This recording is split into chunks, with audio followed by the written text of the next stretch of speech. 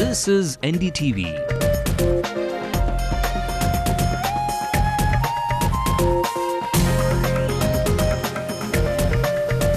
And you're watching NDTV Hindu.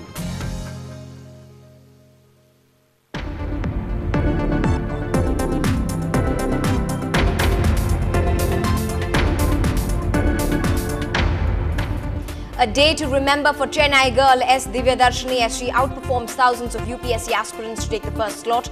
2 more ranks do the state proud. Success into my entire family. It was the greatest gift on Mother's Day, the eve. On Friday the 13th, the day of counting, gear up to hear the first round of the results within 45 minutes of counting the EVM votes.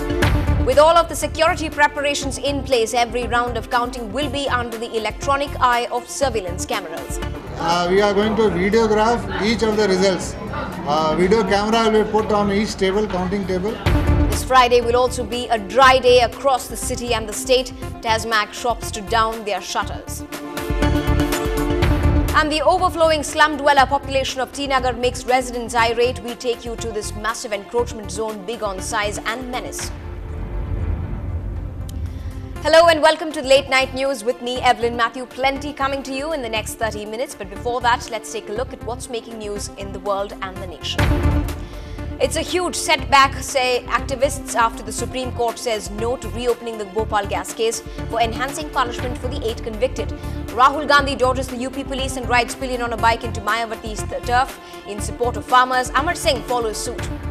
A dozen students of the Tata Institute of Social Sciences boycott Jairam Ramesh for his support of the Jaitapur nuclear project.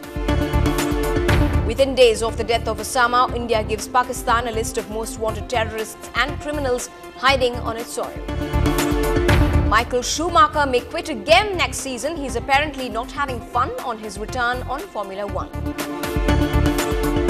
And this Cannes season, Karan Johar gears up for the great cinema and high-octane glamour on the red carpet. Friday the 13th is a day away, but which of the state's political leader will it be whose luck will really run out on the day after? The postal ballots will be counted first off starting 8 in the morning, following which the electronic voting machines will be taken up 30 minutes after. By 9:15 then, the first round of the results to the assembly polls that's been conducted this year will be declared. Till date, the number of total postal ballots received count up to 3,082 in Chennai's 16 constituencies alone. Kolattur constituency accounts for the maximum ballots, followed by Vilivakam. We will start the counting of the EVMs by 8:30 a.m. We hope by about 9:15 to announce the results of the postal ballot counting as well as the first round of counting. We have about 210 tables set up to count all the EVMs pertaining to the 16 constituencies. The counting agents should not bring anything other than pencil, paper and a simple calculator. Especially cell phones are prohibited. Meanwhile, security will be topmost priority for the 13th, with around 4,000 personnel on bandobast duty in the city alone. So far, there are no reports on any specific intelligence alerts on any threats, but the Tamil Nadu police are not taking any chances. At least 45 companies of paramilitary troops will keep a vigil at the 91 locations in the state where the counting will take place. In fact, 300 soldiers of the paramilitary forces have already started arriving in the city for counting duty. For the first time, under strict instructions by the Election Commission, results of every round of counting will be videographed. Only observers are allowed to carry mobile phones into the centers. It will also be a dry day this Friday. TASMAC shops will have to bring down their shutters on that day.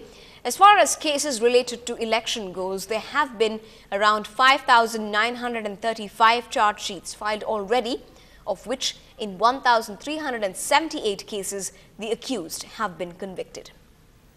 Here's what the Chief Electoral Officer of Tamil Nadu, Mr. Praveen Kumar, had to say on the overall counting day preparations for Chennai city and the state. One is that the counting will be round-wise, with new round being started only after the previous round results have been announced. So only after the final results are announced, the new EVMs will be placed on the counting tables. Secondly, we are going to videograph each of the results. Video camera will be put on each table, counting table, and as soon as the EVM is brought and the result process started, it will be videographed till the end result is received on each table, which will act as a permanent record for the purpose of the Election Commission. Now, amidst the crucial last few days, Amma wants to be reassured of a foolproof counting process. It seems the AIADMK's General Secretary, Ms. Jayalalitha, has requested the Chief Election Commissioner in a letter to appoint data entry operators with indelible integrity to be discharged for their counting day duties. She has quoted the case of Shivagangai constituency in the petition as well. And in reply to Ms. Jayalalitha's request, here's how the Chief Electoral Officer had reacted. Data entry operator, already we have staff who are doing the job, so they are person of integrity. But data entry operator is a minor issue, because once the data entry operator feeds the data, the output is to be checked by the RO, the observer, and the agent sitting there. So they will be checking each of the output of data entry operators. And after they check and find if everything is okay, the printout will also be given to the agents also, apart from putting on the board there for everyone to see and putting on a screen there for everyone to see. It will also be given to the agents, so that will act as a permanent hard copy checked for them. Now, there could soon be some sort of a respite for the staff and workers around the Chennai port who've been breathing in iron and coal dust from the offloading and loading hubs nearby. The Madras High Court today ordered that handling of coal and iron ore could be shifted from the Chennai port to the Ennore port by the 1st of October this year. This comes following a public interest litigation filed by E.G. Rajendran, who had claimed that the export of such material at the location had created health hazards for the public, with medical records to prove so. It also suggested that the heritage building of the Madras High Court was bearing the brunt by slow corrosion. 2008 நான் வந்து இங்கே நம்ம high court பூராவும் high court பில்டிங்கும் உள்ள அந்த staff ரூமும் judges ரூமும் வராண்டாவும் கருப்பாக மாறுறதை பார்த்து என்ன காரணம்னு பார்க்குறப்ப வந்து நிறைய இந்த இரும்பு தூளும் கருப்பு துகள்கள் நிறைய படிஞ்சிருந்தது. அதை விசாரிக்க போகிறப்ப அதை பார்க்க போகிறச்ச தான் வந்து இது மாதிரி நிலக்கரி தூளும் இரும்பு தூளும் இதில் கலந்துருக்குன்னு தெரிஞ்சுது. அதை வந்து இந்த துறைமுகம் சென்னை துறைமுகம் தான் நிலக்கரி தூளை இறக்குமதி பண்ணி இங்கேருந்து இரும்பு தூளை ஏற்றுமதி பண்ணுறப்ப அங்கேருந்து இது பறந்து வர்றதுன்னு தெரிஞ்சுக்கிட்டேன். அதை உடனடியாக மாற்றணும். ஏன்னா இது வந்து நம்ம உயிருக்கு இடையூறாக ஏற்பட நம்ம உடம்பில் உள்ள ஹீமோகுளோபின் குறையுதுங்கிறத கண்டுபிடிச்சி அதையெல்லாம் சேர்த்து ஒரு பெட்டிஷன் போட்டு உடனடியாக இந்த சென்னை துறைமுகத்திலிருந்து அந்த எண்ணூர் துறைமுகத்துக்கு இதை மாற்றணும்னு பெட்டிஷன் போட்டேன். But the judgment has not gone down too well with the Port Workers Union in the area. Here's what a section had to say. Really, immediately after knowing that the Honorable High Court of Chennai has given such a verdict, we felt very bad. We are very much apprehensive that the port workers will be highly affecting due to this verdict of Chennai High Court. Nearly 8,500 port and dock workers are there, and 27 to 30,000 pensioners are there, and more port users, that is steamer agents, shipping agents, stevedores, and customs and clearing agents, and other related port and dock workers and contract workers. All around more than 1 lakh people will be affected due to this verdict, recent verdict of... On to some crime news now. In a shocking incident in Chennai's West Mambalam area, 2 elderly women who were living at their homes alone were murdered. The death came to light when the servant in the house came over and was shocked over what she saw, and then went on to alert the neighbors, who notified the police in the area then. Sniffer dogs and forensic experts were pressed into service, and the police concluded that the women were strangulated to death. The bodies were moved to the Roypeta Government Hospital for a post-mortem. The city police, who suspect the involvement of a known person, have formed 5 special teams to nab the criminals.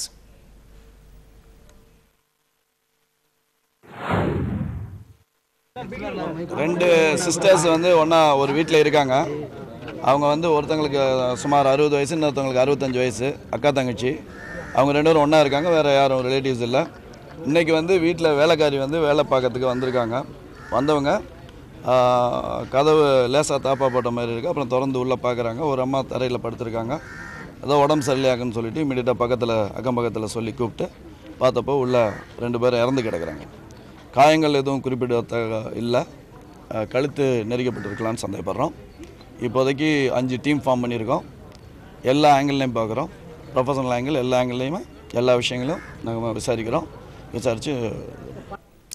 Now, the Chief Minister M. Karunanidhi has now filed a defamation case against the AIADMK organ Dr. Nammadar MGR for carrying a news item dated on the 3rd of May that the DMK plans violence on counting day. The case has now been filed with the Principal Sessions Court.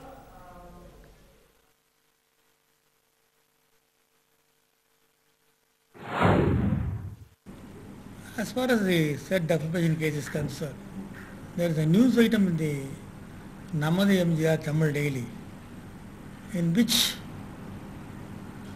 it has been alleged that there was a meeting of the transferred intelligence IG in the DGP's office, and then various issues have been discussed, and further in order to create disturbance during the counting of votes, they were dragging the name of the Honorable Chief Minister without any basis. And this news has been published in the Nammadar MGR, only in order to tarnish the image of the Honorable Chief Minister. Plenty more news and updates from the city and state. That's when we come back.